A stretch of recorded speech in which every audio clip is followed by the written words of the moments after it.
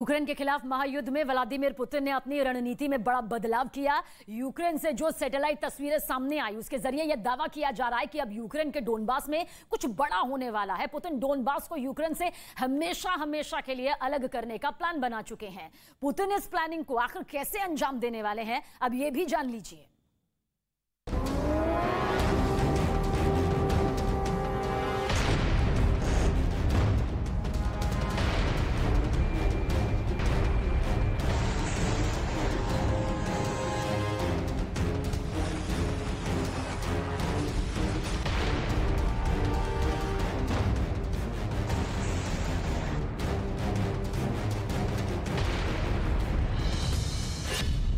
Putin का नया game, दो खंड हो जाएगा यूक्रेन।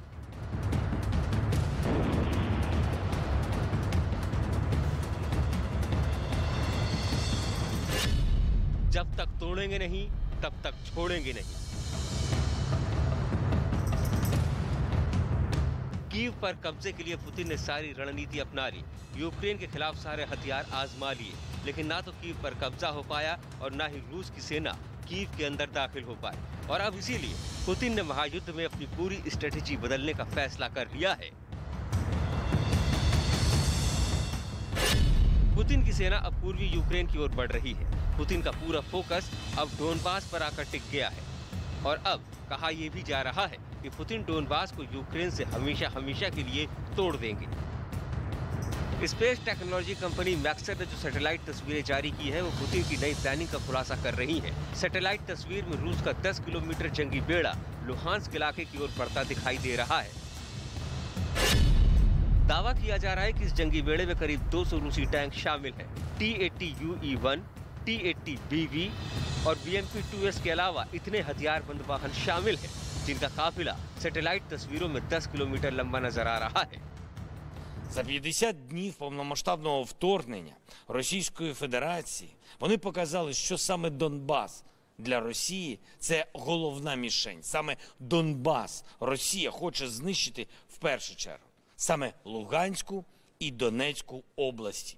Російські війська руйнують так, ніби хочуть, щоб від них залишилося тільки каміння. І щоб там не залишилося людей взагалі. डोनबास को लेकर राष्ट्रपति जेलेंस्की जो आशंका जता रहे हैं उसकी तस्दीक सैटेलाइट तस्वीरें भी कर रही हैं। लेकिन सवाल है कि डोनबास ही क्यों? राजधानी कीव को छोड़कर पुतिन डोनबास पर ही क्यों फोकस कर रहे हैं? क्या डोनबास को जीतकर पुतिन यूक्रेन युद्ध जीत जाएंगे? इसे समझने के लिए डोनबास का लोकेशन समझना जरूरी है। यूक्रेन के डानेस्क और लुहांस्क को मिलाकर एक साथ डोनबास कहा जाता है, जिसका दक्षिणी किनारा सी ऑफ अजोव से लगता है। इधर क्राइमिया को रूस पहले ही यूक्रेन से अलग कर चुका है और अब वो डोनबास को यूक्रेन से अलग करके इसे जमीन के रास्ते क्राइमिया से जोड़ने की तैयारी में है, जिसका रास्ता मारियुपोल और दूसरे शहरों से होकर गुजरेगा।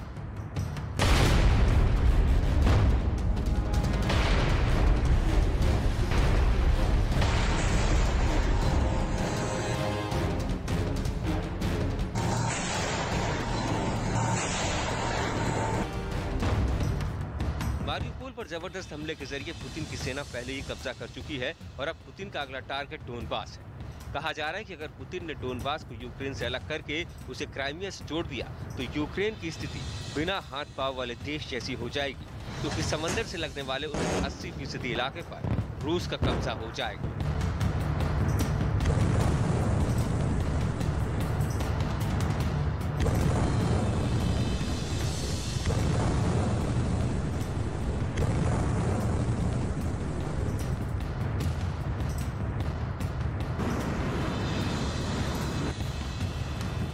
मतलब ये कि कीव पर कब्जा ना हुआ तो ना सही, लेकिन इस युद्ध में पुतिन यूक्रेन को ऐसा जख्म दे देंगे जिसे भरना यूक्रेन के लिए सालों तक मुमकिन नहीं होगा।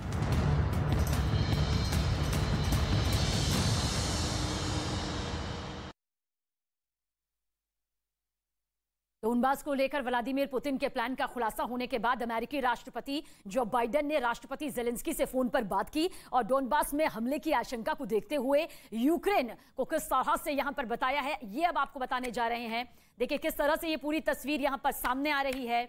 आपको बता रहे हैं किस तरह से यूक्रेन के कई शहर अब तक तबाह हो चुके हैं, बर्बाद हो चुके हैं, और यूक्रेन को मदद के लिए यहां पर किस तरह से पूरी राह आगे दिखाई देगी वो यहां पर हम आप तक पहुंचाएंगे। तो डोनबास को लेकर पुतिन के प्लान का जो खुलासा है वो किस तरह से यहां पर होने वाला है वो अब आप तक हम पहुंचाने जा रहे हैं, क्योंकि कई शहर अब तक बर्बाद हो चुके हैं, कई शहर किस तरह से तबाह हो चुके हैं वो यहां पर हम आपको बता रहे हैं।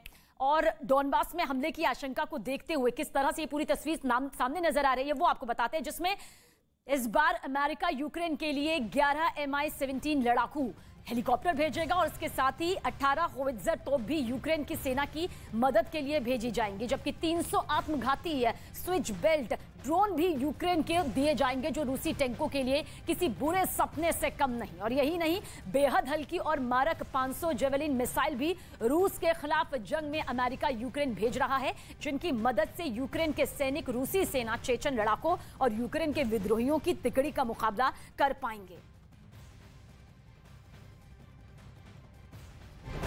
और सीधा रुख इस वक्त की बड़ी खबर की तरफ करेंगे। जानकारी आप तक पहुंचा दें कि यूक्रेन की राजधानी कीव में एक बार फिर रूस की सेना ने भी हमले तेज कर दिए हैं। कीव पर हवाई हमलों की तस्वीरें सामने आई हैं, जिनमें रूसी वायुसेना कीव पर लगातार हमले करती हुई नजर आ रही है। इस वक्त की बड़ी खबर आप तक पहुंचा रहे हैं। इमारतों पर गोलाबारी हो रही है। कीव में फिर हमले तेज कर दिए गए हैं और जानकारी आप तक यहां पर पहुंचा रहे हैं कि ये लगातार हमले जो हैं किस तरह से और ज्यादा तेज हो गए हैं।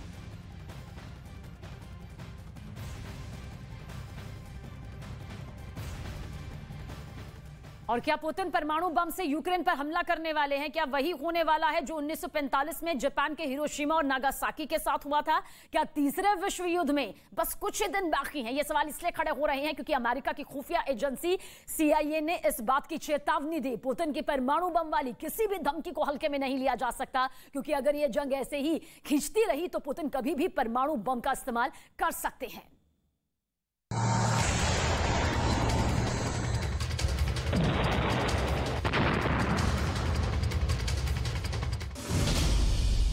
CIA की चेतावनी।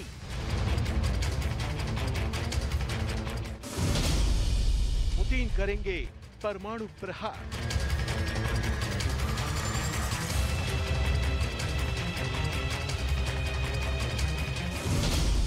उन्नीस 1945 की कहानी का फ्लैशबैक।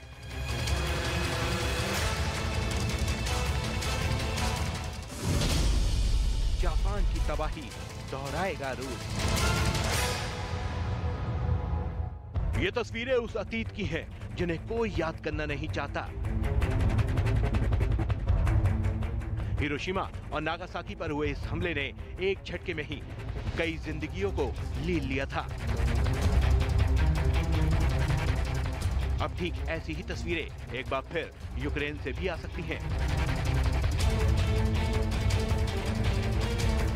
ये दावा हवाई हरगिज नहीं है, बल्कि ये एक ऐसा सच है जिसका जिक्र खुद अमेरिका की खुफिया एजेंसी CIA ने किया है।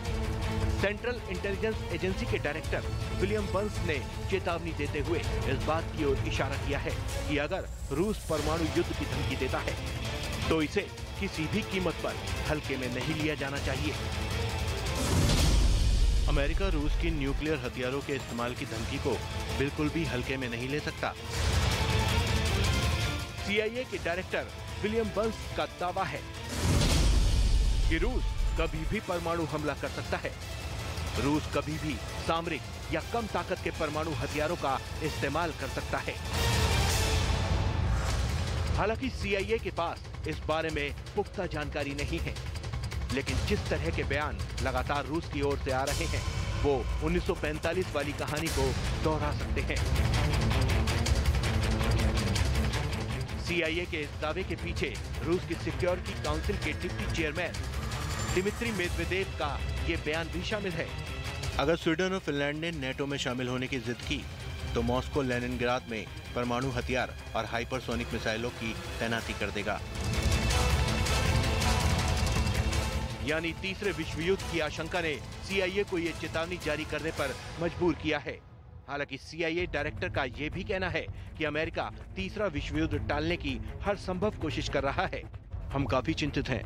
मैं जानता हूं कि बाइडेन तीसरा विश्व युद्ध टालने के लिए हर संभव कोशिश कर रहे हैं, लेकिन परमाणु हमला इस कोशिश को धक्का पहुंचा सकता है। रूस के पास कई सामरिक परमाणु हथियार हैं, जो कि अमेरिका के परमाणु बम से कम ताकतवर हैं, जिन्हें दूसरे विश्व युद्ध के दौरान हिरोशिमा और नागासाकी में गिराया गया था। यहाँ ये भी समझना जरूरी है कि आखिर CIA किन आधार पर परमाणु हमले वाली चेतावनी जारी कर रहा है और इस चेतावनी को हल्के में क्यों नहीं लेना चाहिए। दरअसल CIA अमेरिका की खुफिया एजेंसी है। ये अमेरिकी सरकार के लिए खास मिशन से जुटा डेटा जुटाती है। CIA से जुड़े लोग गुप्त संदेशों को डिकोड करते हैं। यूक्रेन में चल रही जंग के एक एक हिस्से की मॉनिटरिंग CIA कर रही है। CIA लगातार रूस की तैयारियों की निगरानी कर रही है। इतना ही नहीं, परमाणु खतरे से जुड़ी तमाम जानकारियां भी CIA इकट्ठा कर रही है।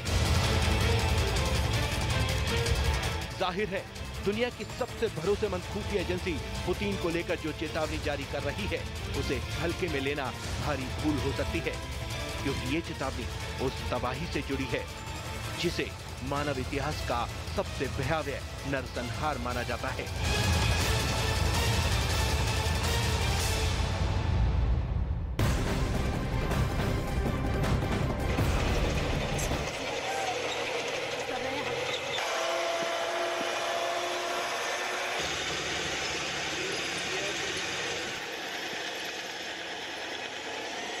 और युद्ध के मैदान से देखिए कितनी खौफनाक तस्वीरें यहाँ पर सामने आ रही है। 51 दिन यहाँ पर हो चुके हैं। आज हम आपको बताने जा रहे हैं कि किस तरह से ये पूरी तस्वीर दिखाई दे रही है। काफिले में रॉकेट लॉन्चर और टैंक आप देखिए। रूसी सेना के जरिए ये वीडियो जारी किया गया है। रूसी टैंकों पर सोवियत का ये झंडा आगे की तरफ किस तरह से कूच करने की निशानी के तौर पर सामने आ रहा है। यूक्रेन में कई रूसी टैंक देखिए घुस गए हैं, ये कूच करने के लिए पहुंचे हुए हैं। 51 दिन यहाँ पर हो चुका है इस युद्ध को और लगातार युद्ध की शक्ल भयानक होती जा रही है। रूसी टैंक किस तरह से आगे युद्ध के मैदान में यूक्रेन को तबाह करने के लिए पहुंचे हुए हैं, किस तरह से रूसी टैंकों का ये काफिला आगे बढ़ता हुआ नजर आ रहा है। तस्वीर बताने के लिए काफी है कि अभी स्थिति और भी ज्यादा खराब होने वाली है।